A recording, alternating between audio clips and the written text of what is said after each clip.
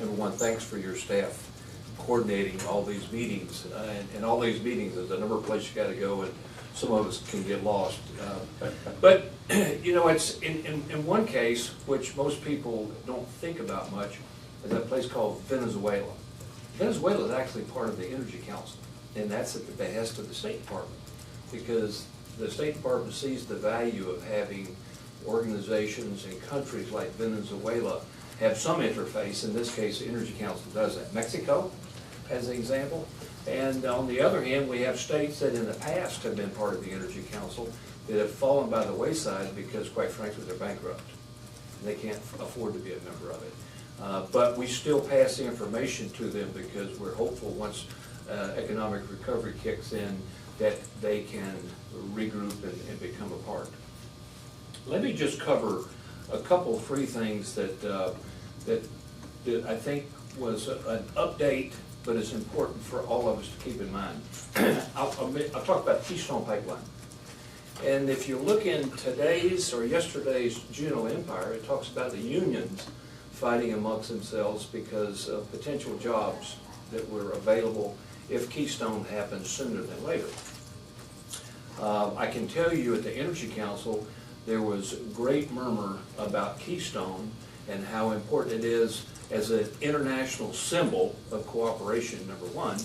Number two, to carry a significant amount of oil from the oil sands, Canada, down to the Gulf Coast.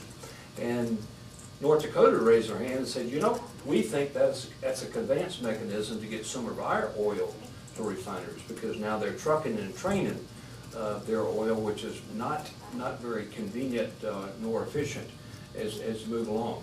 Now the other part, which was expounded on a bit, was the fact that let's assume that Keystone is never built. Then potentially the Canadians will take that oil to their west coast, at Kitimat, and they'll put it on ships. And it appears that the ships that will be conveying the oil will go through Alaskan waters most likely. If it's going Pacific Rim in particular, China specifically, will be single hull vessels. And I don't have to give you a lesson about Exxon Valdez and things of that nature, but it brings up some of those kinds of thoughts and some of the requirements we have. And guess what? They don't have a Jones Act of any of those kinds of things. So I just highlight that to you because that's kind of important for us to think about.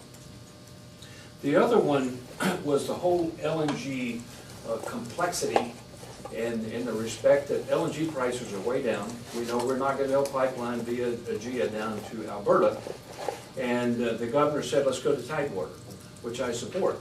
And part of that conversation is about being able to get LNG export permits. And the murmur was, you know, don't be counting on a bunch of LNG export permits near term, mid-term, or long term. We'll wait and see. But on the other side of the spectrum is that there is huge activity in states that it's important for. Let's go to Ohio or Pennsylvania, where they are struggling because of manufacturing, what happened to it.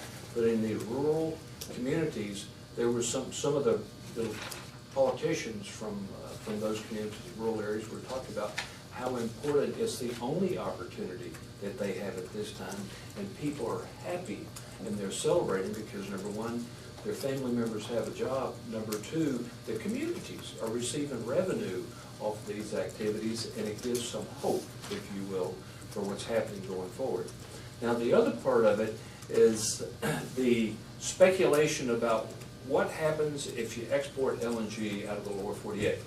Some say it will suppress the value and the overall price, or it will raise the price of LNG onshore within the United States, and may suppress the price to some degree offshore.